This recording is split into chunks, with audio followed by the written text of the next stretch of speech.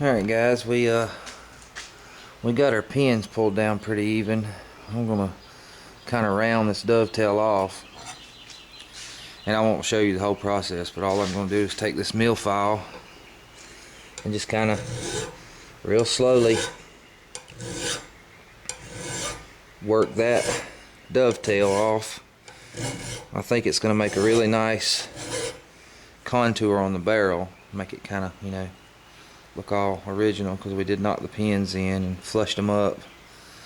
So when we take all this down with the file, and I'm gonna try and get all these see if I can show you in the viewfinder if I can.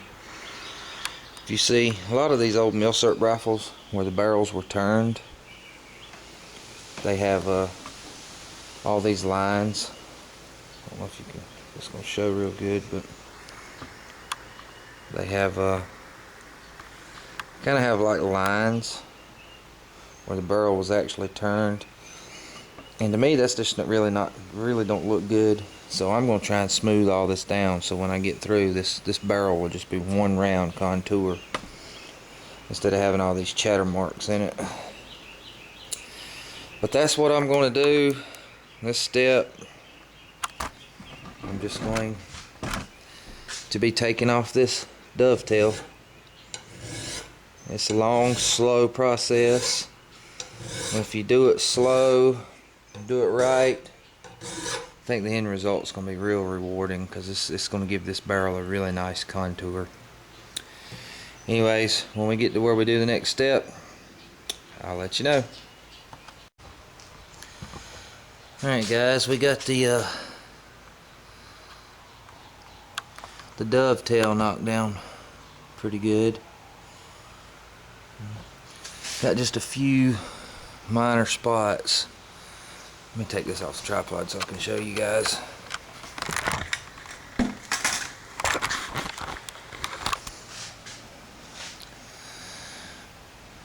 I took the dovetail and pulled it all down flush with the barrel, and we've got one little spot right here where the pin went through, where they made the factory pin holes, where it was kind of showing through.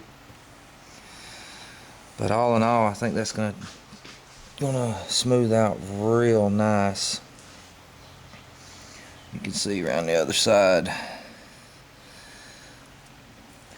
The sandpaper will finish it up, and see where we go from there. But I think that's going to give the barrel contour just what we want until we there we go. I always hit this thing on night vision for some reason. See if that don't show you a little better. Give it a real nice smooth edge for the barrel, because this will be a sporting rifle. It'll be look like a traditional bolt action rifle when we're done. And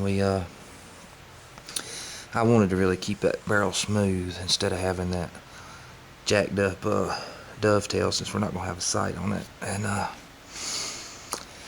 that's where we're at on it. I'm going to wheel her around now and start doing a little sanding on the barrel. Alright, the next process, guys, that I'm going to do is I'm going to sand this barrel down.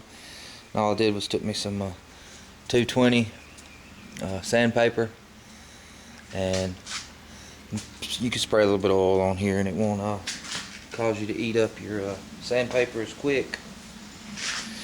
I just tore it in strips so I can just put it where it contours around the barrel,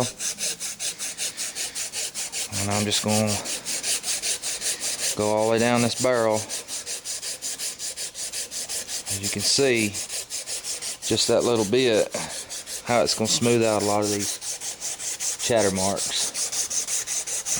because we'll want to have a nice smooth finish on our barrel when we're done. But that's all I'm going to do. I'm going to do the whole barrel minus the 6 inches we're going to take off from the end. So we'll come in and cut the 6 inches off, but I want to go ahead while I'm waiting on my parts to come in Go ahead and sand this get all this smoothed up. But that's where we're gonna be with it.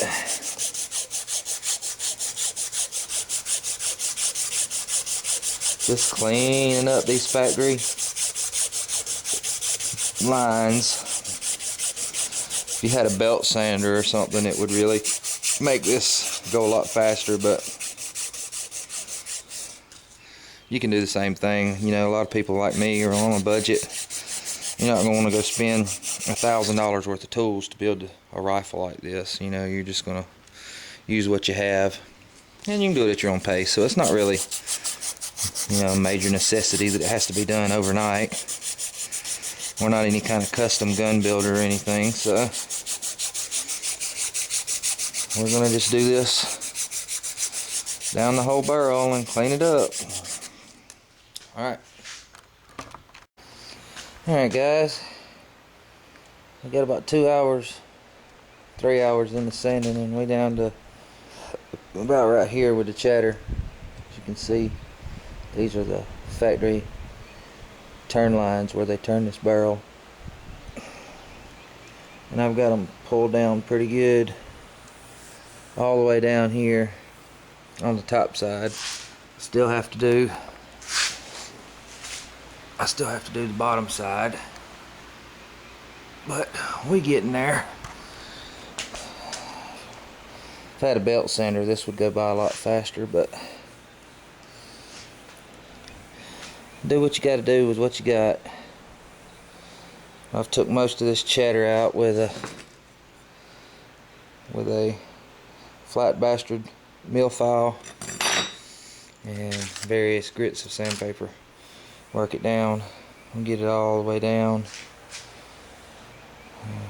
I wanted to do this before I ever free floated my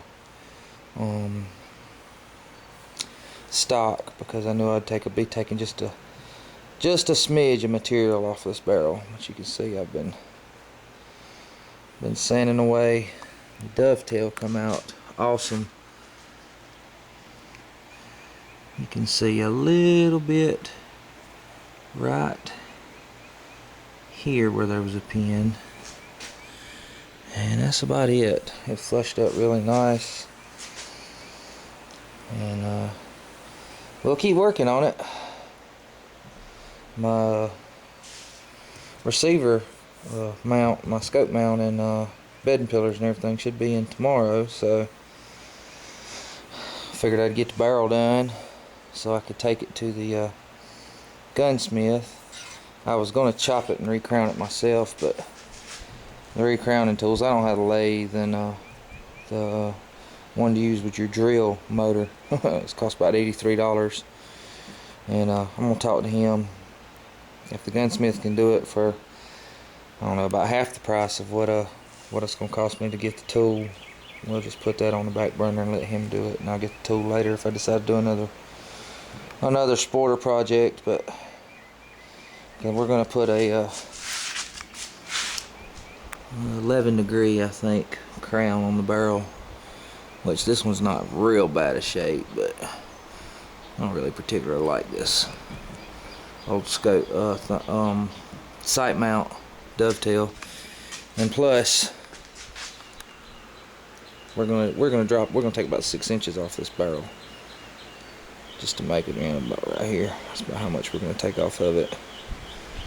That's why I'm not gonna worry about stripping this part down. And something I've noticed a lot on these mill-sharp rifles is the turn lines. I don't know, that's where they milled them. They're real rough.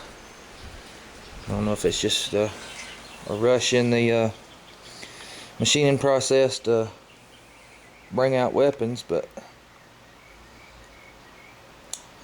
we'll be turning the 43 Tula into a nice sporter. Alright.